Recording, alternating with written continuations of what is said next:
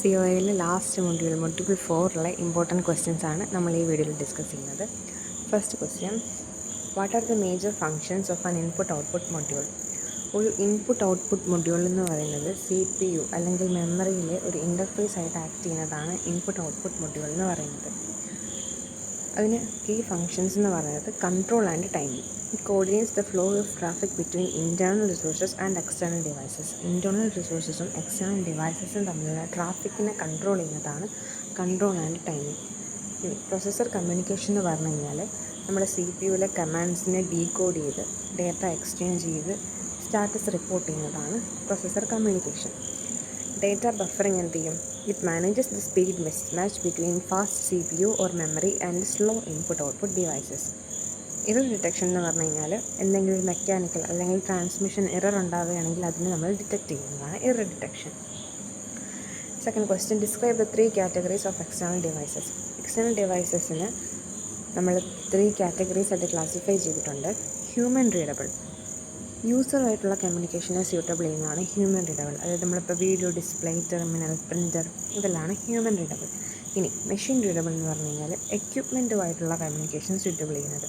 അതായത് magnetic disk, sensors, actuators അതെല്ലാമാണ് machine റീഡബിളിനകത്തുള്ള വരുന്നത്. കമ്മ്യൂണിക്കേഷൻ, ഒരു റിമോട്ട് ഡിവൈസസുമായിട്ടുള്ള കമ്മ്യൂണിക്കേഷനെ സ്യൂട്ടബിൾ ആക്കുന്നത് നമ്മൾ കമ്മ്യൂണിക്കേഷൻ കൊണ്ട് ഉദ്ദേശിക്കുന്നത്. അതായത് നമ്മളിപ്പം മോഡമായിട്ടൊരു കമ്മ്യൂണിക്കേഷൻ വേണം, നെറ്റ്വർക്ക് ഇൻ്റർഫേസ് കാർഡ്സ് അതൊക്കെ. ഇനി എന്താണ് ഇൻപുട്ട് ഔട്ട്പുട്ട് ട്രാൻസ്ഫർ ടെക്നിക്സിലെ questions? Differentiate between programmed input and interrupt driven input. ഇത് ഭയങ്കര ഇമ്പോർട്ടൻ്റ് ആണ്. പ്രോഗ്രാംഡ് ഇൻപുട്ട് എന്ന് പറഞ്ഞു കഴിഞ്ഞാൽ the CPU constantly polls the input output module to check if the device is ready.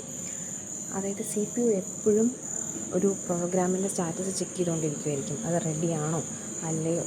അപ്പോൾ എന്താ പറ്റുക? CPUവിൻ്റെ സൈക്കിൾ വെറുതെ വേസ്റ്റ് ആയിക്കൊണ്ടിരിക്കുക. CPU എപ്പോഴും അതിനെ തന്നെ ഇങ്ങനെ നോക്കിക്കൊണ്ടിരിക്കുകയായിരിക്കും. ഇനി എന്താണ് ഇൻ്ററപ്റ്റ് ഡ്രിവൺ? ഈ ഇഷ്യൂ, അതായത് busy wait, programmed input or output provide ചെയ്യുന്ന ബിസി വെയിറ്റ് തടയാൻ വേണ്ടിയിട്ടാണ് നമ്മൾ ഇൻ്ററപ്റ്റ് ഡ്രിവൺ ഇൻപുട്ട് ഔട്ട്പുട്ട് ഉപയോഗിക്കുന്നത്. അതായത് ഒരു മൊഡ്യൂൾ, ഒരു CPU ഓൾറെഡി ഒരു പ്രോഗ്രാം എക്സിക്യൂട്ട് ചെയ്തുകൊണ്ടിരിക്കുകയായിരിക്കും. അപ്പോൾ നമുക്ക് എക്സിക്യൂട്ട് ചെയ്യേണ്ട ഈ ഡിവൈസ് റെഡി ആയി കഴിയുമ്പോഴത്തേക്കും ഒരു ഇൻ്ററപ്റ്റ് സിഗ്നൽ CPUവിലേക്ക് കൊടുക്കും. ആ സമയത്ത് CPUവിന് മനസ്സിലാവും ആ പ്രോഗ്രാം റെഡി ആയിട്ടുണ്ട്. അപ്പോൾ CPU ചെന്ന് ആ ടാസ്ക് കംപ്ലീറ്റ് ചെയ്തതിന് ശേഷം ചെയ്തുകൊണ്ടിരുന്ന ടാസ്കിലേക്ക് തിരിച്ചു വരും. ഇപ്പോൾ എന്ത് പറ്റുന്നില്ല? CPUവിന് സൈക്കിൾ വെറുതെ വേസ്റ്റ് ആവുന്നില്ല. അതാണ് ഇൻ്ററപ്റ്റ് ഡ്രിവൺ ഇൻപുട്ട് ഔട്ട്പുട്ട്. അത് പ്രോഗ്രാംഡ് ഇൻപുട്ട് ഔട്ട്പുട്ടിനേക്കാളും എഫിഷ്യൻ്റ് ആയിരിക്കും. നാലാമത്തെ question, explain the working of direct memory access. Direct memory access is a technique where an external module take control of the system best to transfer data directly between input output and memory without involving the CPU. CPUവിൻ്റെ involvement ഇല്ലാതെ data transfer directly നടത്തുന്നതിനാണ് നമ്മൾ direct memory access എന്ന് പറയുന്നത്. അതായത് CPU sense the starting address and data count to the DMA controller. CPU എന്ത് ചെയ്യും? Starting അഡ്രസ്സും ഡേറ്റ കൗണ്ടും DMA കൺട്രോളർക്ക് കൈമാറും. ആ സമയത്ത് DMA കൺട്രോളർ ഈ ഡേറ്റ ട്രാൻസ്ഫർ മാനേജ് ചെയ്യും. DMA കൺട്രോളർ എന്നിട്ട് ചെയ്ത് കഴിയുമ്പോഴത്തേക്കിനും കംപ്ലീറ്റ് ആകുമ്പോഴത്തേക്കിനും CPUവിന് സിഗ്നൽ കൊടുക്കും കംപ്ലീറ്റ് ആയി എന്നുള്ളത്. അപ്പോൾ എന്ത് ചെയ്യും? CPU കൺട്രോൾ തിരിച്ചെടുക്കും. അങ്ങനെ CPUവിൻ്റെ വർക്ക് ഈസി ആക്കാൻ വേണ്ടിയിട്ട് ഡയറക്റ്റ്ലി മെമ്മറി ട്രാൻസ്ഫർ എന്നത് ഒരു റിക്വസ്റ്റ് ബേസ് ചെയ്തിട്ടാണ് ഇത് വർക്കാവുന്നത്. അതിനാണ് നമ്മൾ ഡയറക്റ്റ് മെമ്മറി ആക്സസ് എന്ന് പറയുന്നത്. DMA ഒരു റിക്വസ്റ്റ് കൊടുക്കും, CPU അത് ഗ്രാൻഡ് ചെയ്ത് കഴിഞ്ഞ് കഴിഞ്ഞാൽ DMA ട്രാൻസ്ഫർ നടത്തും. കംപ്ലീഷന് ശേഷം കംപ്ലീറ്റ് ആയി എന്നുള്ള സിഗ്നൽ DMA കൊടുക്കും, CPU തിരിച്ച് കൺട്രോൾ എടുക്കും.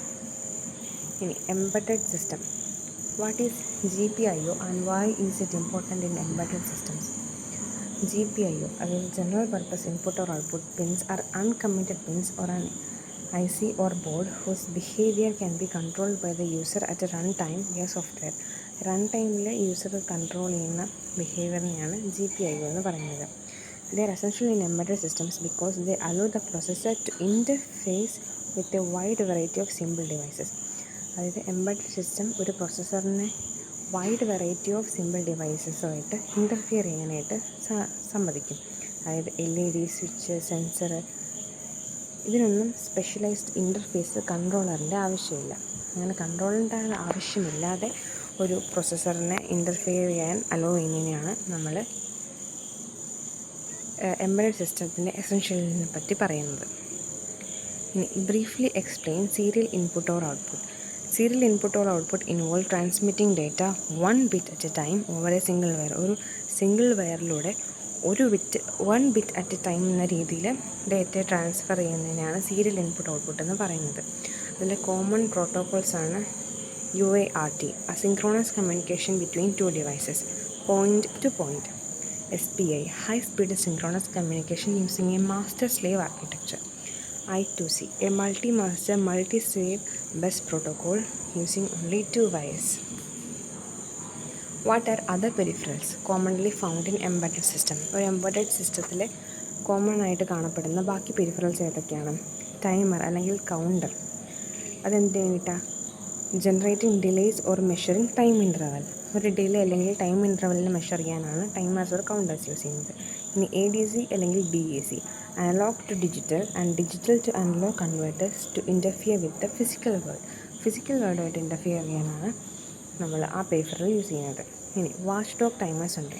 To reset the system automatically if the software hangs or crashes.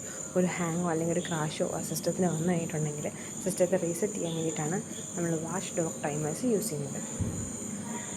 അപ്പം മൊഡ്യൂൾ 4 ഇമ്പോർട്ടൻറ്റ് ക്വസ്റ്റ്യൻസാണ് ഇത് കുറച്ചേ ഉള്ളൂ. ഇത് മാത്രം പഠിച്ചാൽ എക്സാമിന് മാർക്കൊന്നും കിട്ടില്ല.